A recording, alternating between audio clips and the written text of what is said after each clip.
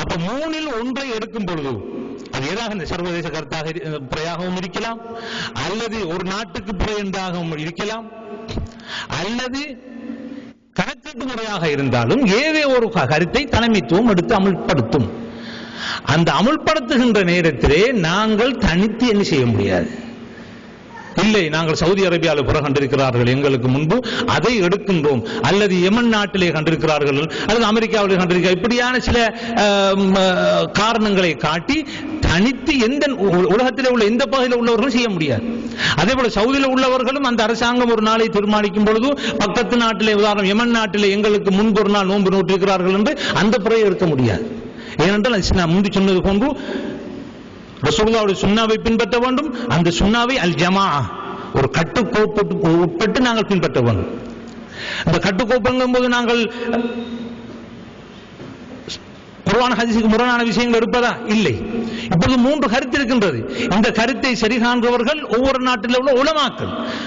அந்த சரிகாணும் பொழுது அதுக்கு பொதுமக்கள் அனைவரும் கட்டுப்பட வேண்டிய ஒரு கட்டத்தில் இருக்கின்றார். தனித்து பெருநாள் கொண்டாடுவது உலமாக்களின் ஏகோபித்த முடியும் பிரகாரம் வழிகேடாகும். உதாரணமாக சர்வதேச புறையை ஆதரிப்பவர்கள் சொல்லவில்லை, உங்களுக்கு தலைமைத்துவத்தில் இருப்பவர்கள் எனது கருத்துக்கு முரணாக இருந்தால் தனியே பெருநாள் கொண்டாடுங்கள், நோன்பு குடியுங்கள் சொல்லவில்லை. ஒவ்வொரு நாட்டுக்கும் புறை என்று சொல்பவர்கள் எனது கருத்துக்கு முரண்பட்டு நீங்கள் நடைமுறைப்படுத்தும் பொழுது நீங்கள் அவர்களுடன் சேர்ந்து நோன்பை நோக்காதீர்கள் சொல்லவில்லை.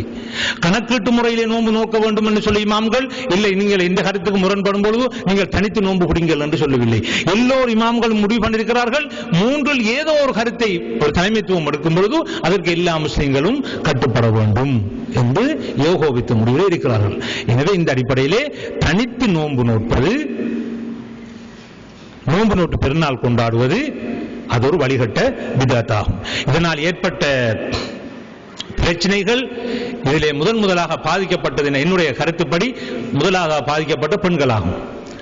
ஏனென்று சொன்னால் எங்கள் ஊரிலே அறிமுகப்படுத்தப்பட்ட அத்வைத கொள்கையாக இருந்தாலும் சரி, அல்லது தொழுகை நிராகரிப்பாக இருந்தாலும் சரி, இதிலே முதலாவதாக நேரடியாக பாதிக்கப்பட்டது எங்களது ஊர் பெண்கள்.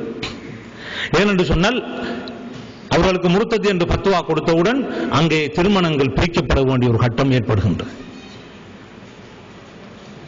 இதிலே பாரிய பிரச்சனைகளை முன்னோக்குவது ஆண்களை விட பெண்கள் தான். ஏனென்று சொன்னால் தனது சொந்த கணவன்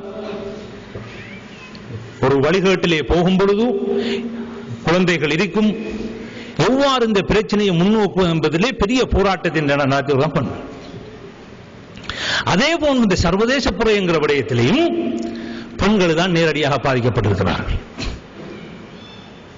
எவ்வாறெனில் தற்போது சொல்கிறார்கள், நாங்கள் சீதனம் எடுக்காமல் வீடு எடுக்காமல் திருமணம் செய்கின்றோம் என்று சொல்கிறார்கள். உண்மையிலேயே பாராட்டப்படக்கூடிய விடயம். வீடு எடுக்காமல் நான் வீடு கட்டி சீதனம் எடுக்காமல் நான் செலவழித்து ஒரு பெண்ணை திருமணம் செய்கின்றேன் சொன்னால் இது நிச்சயமாக ஒரு நன்மையான விடயம். இதை யாரும் நிராகரிக்க முடியாது. ஆனால் என்ன நடக்கிறது? அவ்வாறு திருமணம் செய்ததன் பிரகாரம் அந்த பெண் தனித்து நோன்பு நோப்பதற்கும் பெருநாள் கொண்டாடுவதற்கும் அந்த பெண் நிர்பந்திக்கப்படுகின்றாள். தனது குடும்பத்துடன் நோன்பு நோக்க முடியாது, தாய் தந்தையர்களுடன், தனது தோழிகளுடன் நோன்பு நோக்க முடியாது, பெருநாள் கொண்டாட முடியாது, தனது பக்கத்து வீட்டுக்காரர்களுடன் ஒன்றாக பெருநாள் கொண்டாட முடியாது, இந்த ஊர் மக்களுடன் ஒன்றாக பெருநாள் கொண்டாட முடியாது.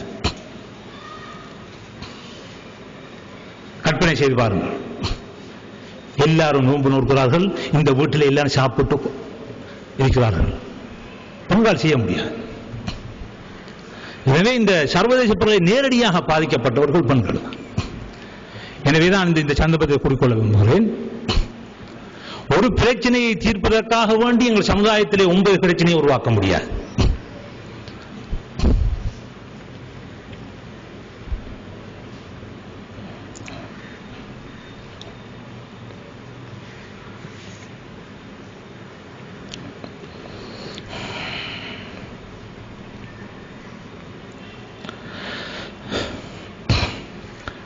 எனவே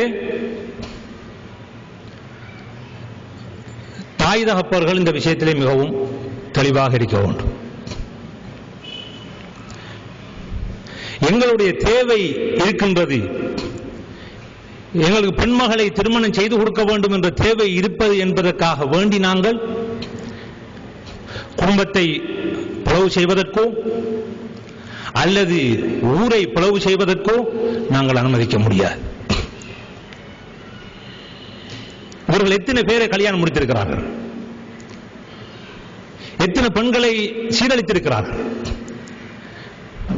எத்தனை பெண்கள் தற்போது நிம்மதியாக வாழ்கின்றார்கள்.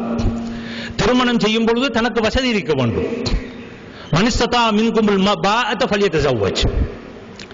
உடல் ரீதியாகவும் பொருளாதார ரீதியாகவும் யாருக்கு வசதி இருக்கிறதோ அவர்கள் தான் திருமணம் செய்ய வேண்டும். திருமணம் செய்யலாம் என்றால் எல்லோரும் திருமணம் செய்ய முடியாது, அதுக்கு வசதி இருக்க வேண்டும். முதலாவதாக ஒரு ஆக சின்ன ஒரு பூமியாவது இருக்க வேண்டும், அதில் ஒரு குடிசையாவது இருக்க வேண்டும். அதற்கு பிறகு நான் அல்லாஹ்வுக்காக வேண்டி முடிக்கிறேன் சொன்னால் நாங்கள் தலையிலே வைத்து அவர்களை நாங்கள் பாராட்டுவோம். சொந்த தொழில் இல்லை, சொந்த வீடு இல்லை, சொந்த பூமி இல்லை. ஒவ்வொரு மாதத்துக்கு ஒரு இடத்திலேயாக அந்த பெண்மணி சீரழிக்கப்படுகின்றார். எனவே நாங்கள் சொன்னது பிரகாரம் ஒரு பிரச்சனையை தீர்ப்பதற்காக வேண்டி நாங்கள் சமூகத்திலே 9 பிரச்சனையை உருவாக்க முடியாது, அனுமதிக்க முடியாது ஒரு காலம். எனவே தாய் தந்தையர் கைகள்லாம் இருக்கின்றது. நீங்கள் பொறுமையாக இருங்கள். அல்ஹம்துலில்லாஹ், நான் சொல்கிறேன், அரபு நாட்டிலே திருமணம் செய்யாத பெண்களை விட எங்கள் சீதனத்தினால் பாதிக்கப்பட்ட பெண்கள் நாட்டிலே மிகவும் குறைவாகும். நான் சவுதி அரேபியாவில் இருக்கின்றேன் உங்களுக்கு சொல்ல விரும்புகிறேன்.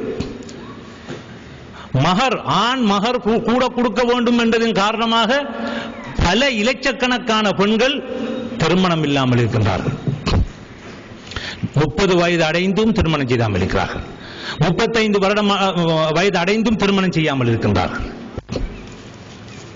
40 வருடம் அடைந்தும் திருமணம். ஏன் காரணம் என்னவென்றால் தாய் தந்தையர்கள் தனது மகளை திருமணம் செய்வதற்கு மகரை கூட கேட்கின்றார்கள். அந்த மகர் பெண்ணுக்கு போவதில்லை, அந்த மகரை அந்த தந்தையை எடுத்துக்கொள்வார். ஆனால் அந்த அளவுக்கு லட்சக்கணக்கான அளவு இருக்கிற நேரத்திலே அது மாதிரி பிரச்சனை எடுத்த இல்லை. ஏதோ ஒரு வகையிலே எங்கள் மத்தியிலே பிரச்சனை போய்கொண்டிருக்கிறது. அதை சமூக உதாரணமாக எடுத்துக்கொண்டால், சமூகத்தை எடுத்துக்கொண்டால், சமூக நிறுவனங்கள் ஏதோ ஒரு வகையிலே வறுமைக்கு மத்தியிலும் பல தனவந்தருடைய முயற்சியின் காரணமாக ஆங்காங்கே சில முயற்சிகள் நடந்து கொண்டிருக்கின்றன அந்த பிரச்சனை தீர்ப்பதற்கு. இவர்கள் தோன்றுவதற்கு முன்னால், பல வருடங்களுக்கு முன்னால் சம்மேளனம் இந்த விஷயத்தை எடுத்து ஒவ்வொரு ஆக்களுக்கும் ஒரு தேவைகளை செய்து கொண்டிருக்கிறார்கள். அதே போன்று தாவா இயக்கங்களும் வெளிநாட்டிலே வருகின்ற சில பணங்களை வைத்து ஏழுமான அளவுக்கு கிணறு காட்டி கொடுத்தல் போன்ற விஷயங்களை இலகுவாக்கி கொடுத்துக் கொண்டிருக்கிறார்கள். எனவே அந்த பிரச்சனை தீர்க்கக்கூடிய பிரச்சனை. ஆனால் குடும்பத்தில் ஏற்பட்ட பிரச்சனை எவ்வாறு தீர்ப்பது? ஊரிலே ஏற்படுத்தப்பட்ட பிரச்சனை தீர்ப்பது எவ்வாறு?